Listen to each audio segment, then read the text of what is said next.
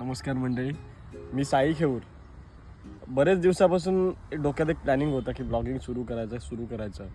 मित्रमंडळीसुद्धा force करत होतं की तू चांगला बोलतोस तर तू ब्लॉगिंग सुरू कर. तर आज शेवटी मुहूर्त भेटलेला आहे आणि माझा पहिलाच ब्लॉग आहे आणि आपण जातोय अशा ठिकाणी जे क्वचितच कोणाला तरी माहिती आहे, पण त्या आजूबाजूला बरेच जण जातात पण त्या पॉईंटवर कोण जात नाही. चला, आज पहिला ब्लॉग आणि आपण जाणार आहोत अशा ठिकाणी जे अतिशय सुंदर आणि निसर्गरम्य आहे. चला.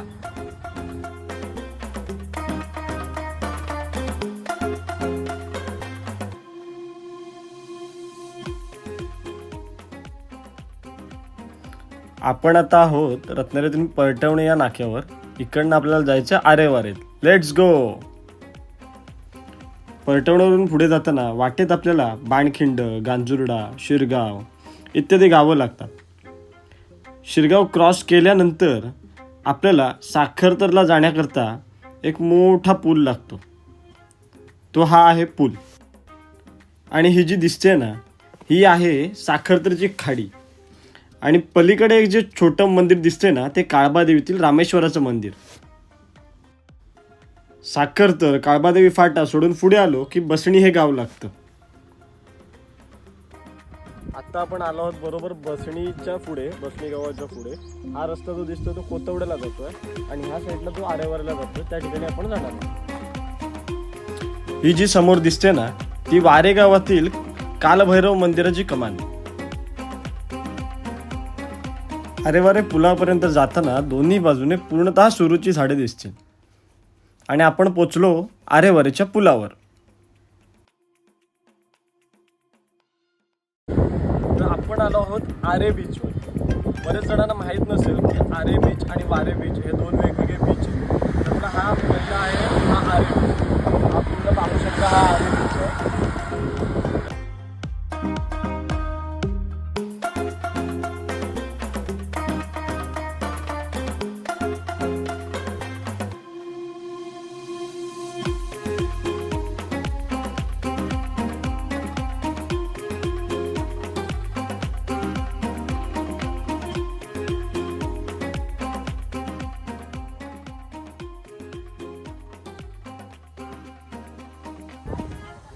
तर मित्रांनो, आपण ज्याप्रमाणे म्हटलं की आज असं कोणत्या तरी ठिकाणी आपण जाणार आहोत की जे खूप नयनरम्य आणि लोकांना माहीत नाही, हिडन आहे, थोडक्यात हिडन आहे. तर अशा ठिकाणी आता आपण पोचलेलो. एक 5 मिनिटावरती अंतरावरती तो पॉईंट आहे.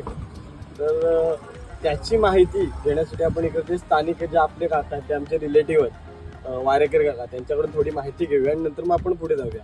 त्या पॉईंटचं नाव आहे घोडपदेव देवस्थान.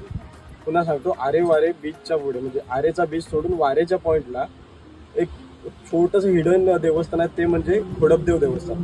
तर काका, मी काय म्हणतो, बऱ्याच लोकांना माहीत नाही की हे जे देवस्थान काय आहे ते काय आहे. एक थोडक्यात तुम्ही माहिती द्या. आणि घोडपदेव देवस्थान हे स्वयंभू देवस्थान आहे, शंकराचं आहे. तिथे नवस वगैरे बोलले जातात. आदिवासी असे नवस वगैरे ते आणून देतात. मग त्यांचा काही सण उत्सव वगैरे त्या देवस्थानचा काही असतो का? नाही, उत्सव वगैरे नाही, नेहमी देवस्थान ते चालू असतं. मित्रांनो, असं देवस्थान बघायला आपण पुढे जाणार. हे काका यांचा वारे पॉईंटला लिंबू सरबत, शाळं पाणी, भेळ इत्यादींचा स्टॉल आहे. तर कधी आलात तर नक्की भेट द्या. वारेकर का अतिशय चांगला आणि माणुसकीला मित्र जपणारा असा माणूस आहे.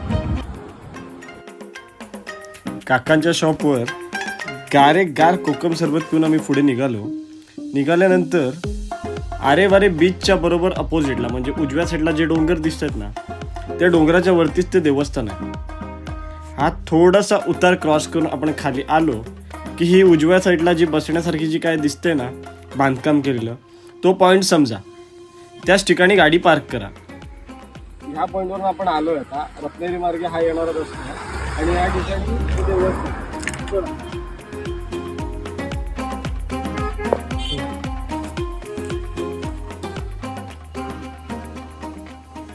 काही ठिकाणी काळ्या दगडांच्या पूर्वीच्या अशा पायथ्या केलेल्या आहेत.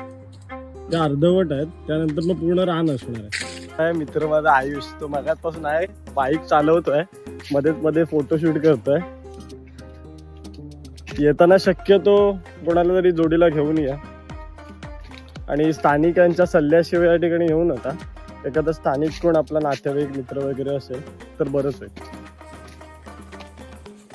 आता या ठिकाणी ना पायथ्याण्या संपल्यात आणि रानातून चालत जायचं. अतिशय उत्तर आहे, पावलं अगदी जपून चाला, पायाखाली काही जनावर वगैरे नाही येत नाही याची दक्षता घ्या. आणि हळूहळू हळूहळू पुढे चालत चालत आल्यावर वारुळांचं दर्शन होतं, पक्ष्यांच्या किलबिलाटांचा आवाज येतो आणि अचानक समोर येतं ते देवस्थान.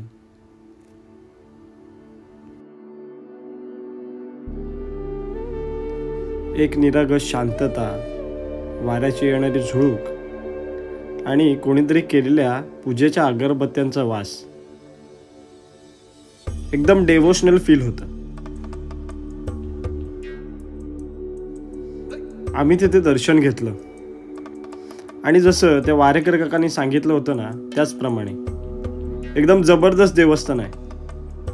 काही लोकांचे नवस असतात, त्या नवसांची पूर्तता करण्यासाठी त्या मंदिराच्या आवारामध्ये पाळणे किंवा लाकडांची घरं, घंट्या इत्यादी बांधलेल्या असतात. ते पाहिल्यानंतर ना असं काहीतरी वेगळंच फील होतं.